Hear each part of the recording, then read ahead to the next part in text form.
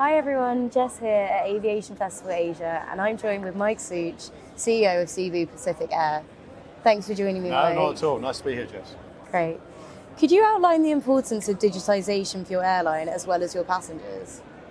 Wow, digitalisation. Well, we've been on a big push on digitalisation, probably like most airlines, for a number of years now, and I think we accelerated that through the pandemic. I think digitalisation sits very well, first of all, with low-cost carriers because it aligns very well with self-service. So, we're very happy to invest in that. We don't invest in some of the other things that a full-service carrier might do, but digitalisation, because it ultimately helps deliver lower costs, is something very aligned to us. But it also delivers a much better customer service as well, where the customer can take control. And so, for efficiency purposes, for cost purposes, and for, being good for the customer, we're big investors in that. And it's not just the external customer, it's also the internal customer as well. So we've looked at processes inside our business, how we can streamline that. And that's helped support us as well through our restructuring through the pandemic. We're a good sort of 20 to 25% fewer people in our administrative offices compared to where we were pre-pandemic. And we won't bring all of that back. Or we're probably not going to bring any of that back in terms of whereas with, say, frontline crew, those obviously will come back as our operations grow. So, digitalisation, better customer experience, and it's very efficient. Yeah, fantastic. So, looking towards your network now, how has your international network evolved in recent years, and what does the reopening of China specifically mean for this? Well, I think probably the last time we spoke, international was starting to come back. It had made a recovery. International has now come back even further. It's not quite fully back in terms of the amount of capacity that we've got versus, say, pre-COVID. But I would anticipate that we'll be back to same international capacity sometime Q2, Q3 as where we were in 2019. All of our markets are now opened up, though. China specifically, obviously that's opened recently. Come April, we'll be back into the 5 destinations that we were in 2019, but we won't be back in with the same capacity, or rather, we won't be back in with the same frequencies. We will start to build that up as the market demand picks up. China is not sprung back, say, as quickly for us as some of the other international markets that we've had, but it is coming back. I think it might be a 6 to 12 months run at it, but it will be back, and we certainly expect to be back, by the end of the year with the same levels of capacity, if not slightly more than we were in 2019. But other international markets overall are now doing well. Japan, Australia, Dubai, Bangkok. I mean, all these markets have really sprung back very well, and we're very pleased with the performance. A lot of our growth as we emerged from the pandemic, I think, when we were speaking before, a lot of it was focused initially on the domestic, because domestic opened up completely, and so we were above capacity versus 2019 on our domestic markets. Now we're switching some of that capacity into the international markets to get back to our more historic spread of the split between domestic and international capacity. So that's going to happen progressively over the next sort of 3 to 4 months. But at the same time, because we're pleased with the way the business is performing, we're bringing in aircraft sooner than we anticipated.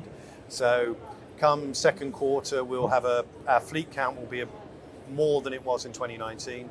So our overall capacity, our overall size as an airline is going to be bigger, and that's a reflection of how well we think the market's recovering.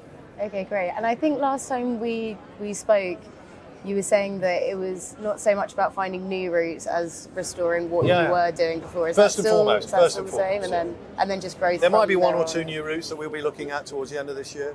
But generally it's about getting back to all those destinations, both domestically and internationally. And when we're in a destination internationally, we also look to add more frequencies in there. Let's build on the strength that we've got there.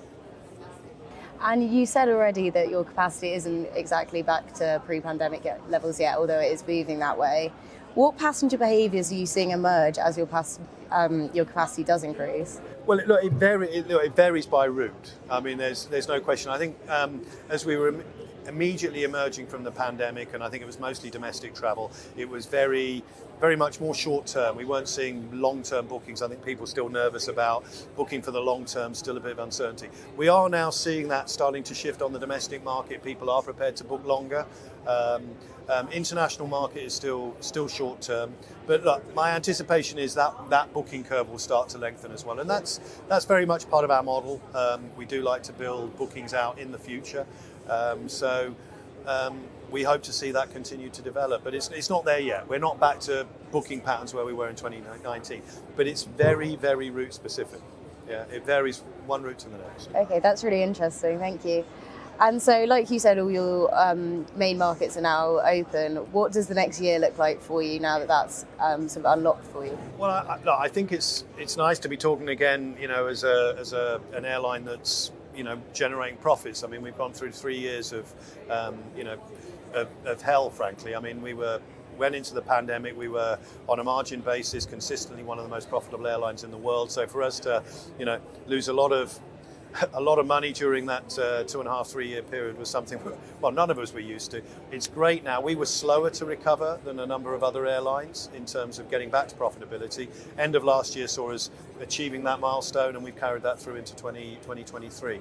And I think this year is going to be a year where we're going to solidify our position again as a profitable airline. And I think probably 2024 is when we're really going to start turning the dials again. And but 2023 is going to be a good outcome. We're feeling very positive about it. Okay, that's great to hear.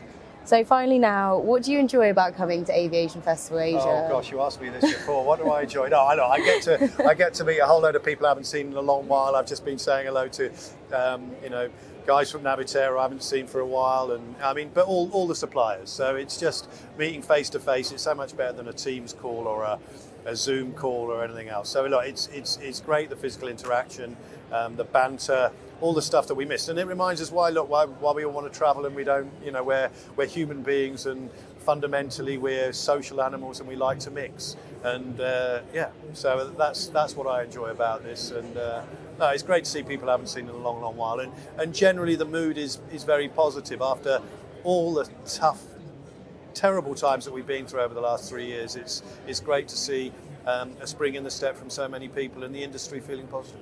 Good to just be back in person. Yeah. Very much so. Fantastic. Well, thank you for speaking with me today, Mike. No, thank you, Jess.